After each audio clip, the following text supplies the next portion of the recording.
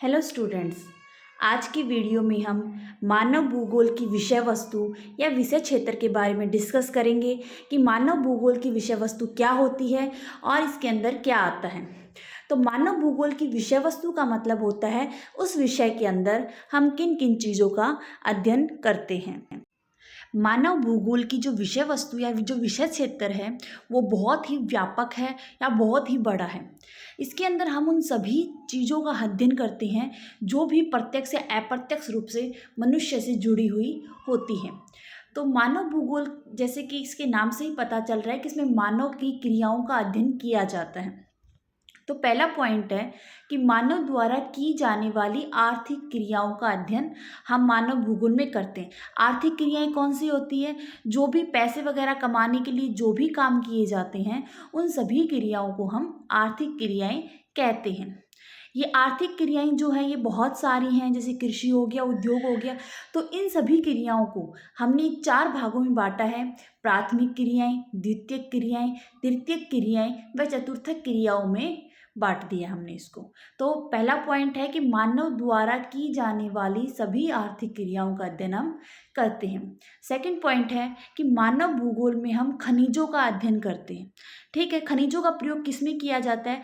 खनिजों का प्रयोग उद्योगों में किया जाता है ताकि उनसे अन्य वस्तुओं का निर्माण किया जा सके। कौन कौन से खनिज होते हैं?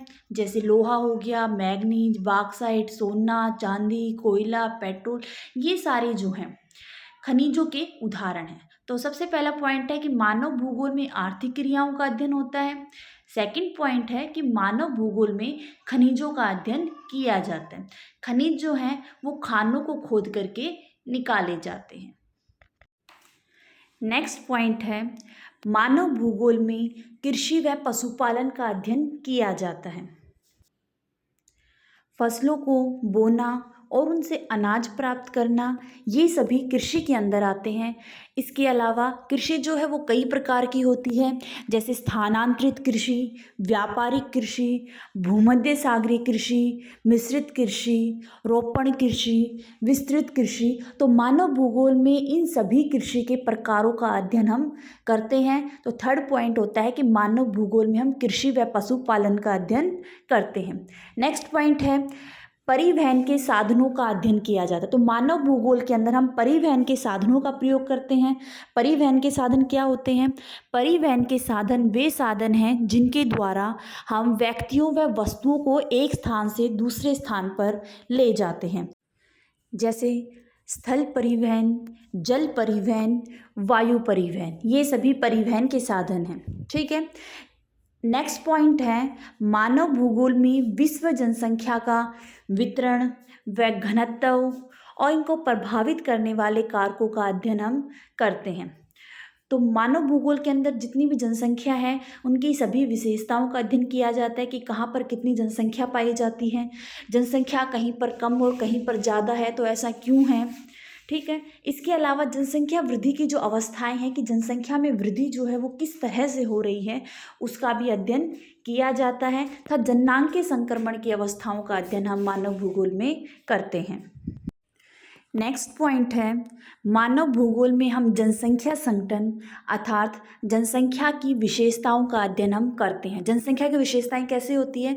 जैसे लिंगानुपात, मतलब स्त्री और पुरुषों की संख्या जो है वो कितनी है।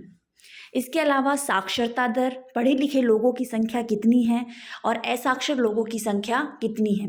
इसके अलावा जन्म दर, मृत्यु दर, ग्रामीण नगरीय संगठन व व्यावसायिक संगठन, इन सभी का अध्ययन भी हम भूगोल में करते हैं। तो ये सभी भूगोल के विषय क्षेत्र के अंदर आते हैं।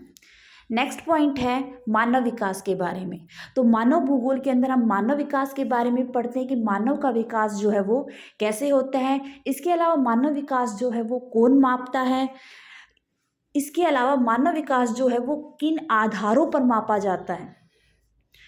वह मानव विकास के स्तंभ कौन कौन से हैं, जैसे समता, तत्पोषणीय विकास, उत्पादकता और सशक्तिकरण, ये सभी जो हैं मानव विकास के स्तंभ हैं और इनका अध्ययन हम मानव भूगोल के अंदर करते हैं। नेक्स्ट पॉइंट है प्रवास के बारे में। प्रवास क्या होता है? एक स्थान को छोड़ करके दूसरे स्थान पर जाना प्रवास कहलाता है। प्रवास के दो कारण होते हैं, अपकर्ष और प्रतिकर्ष। अपकर्ष कारक वे हैं जो हमें आकर्षित करते हैं, वह प्रतिकर्ष कारक वे हैं जो हमें मजबूर करते हैं। इसके अलावा प्रवास करने से क्या परिणाम निकलते हैं, वह शहरों के अंदर जो मलिन बस्तियाँ हो जाती हैं उनका क्या असर पड़ता है वहाँ की इन्वायरमेंट पर, उनका भी अध्ययन जो है हम मानव भूगोल में करते हैं। तो मानव भूगोल के विषय क्षेत्र के अंदर ये सभी चीज़ें जो हैं वो आती हैं। नेक्स्ट पॉइंट है मानव बस्तियाँ। मानव भूगोल में मानव बस्तियों का अध्ययन किया जाता है कि मानव बस्तियाँ जो हैं वो दो प्रकार की होती हैं, ग्रामीण व शहरी।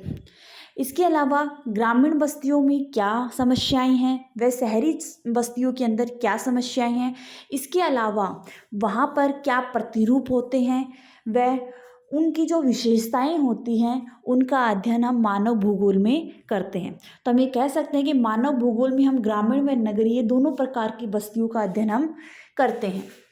नेक्स्ट पॉइंट है मानव भूगोल में मानव व पर्यावरण के संबंधों का अध्ययन किया जाता है। मानव और पर्यावरण के जो संबंध हैं वो समय समय पर बदलते रहे हैं, हमेशा एक जैसे नहीं रहते हैं। शुरू में जब मनुष्य प्रकृति का नुकसान नहीं करता था, जब मनुष्य ने विकास नहीं किया था, तब मनुष्य व प्रकृति के संबंध मित्रतापूर्वक थे।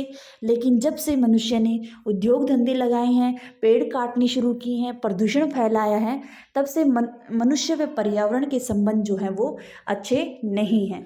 तो मानव भूगोल में हम मानव और पर्यावरण के संबंधों का अध्ययन भी करते हैं। नेक्स्ट पॉइंट है मानव भूगोल में उद्योगों का अध्ययन किया जाता है। तो मानव भूगोल में उद्योगों का भी अध्ययन करते हैं। उद्योगों में कई प्रकार के उद्योग होते हैं, लोहा इस्पात उद्योग, सूती वस्त्र उद्योग, चीनी उद्योग।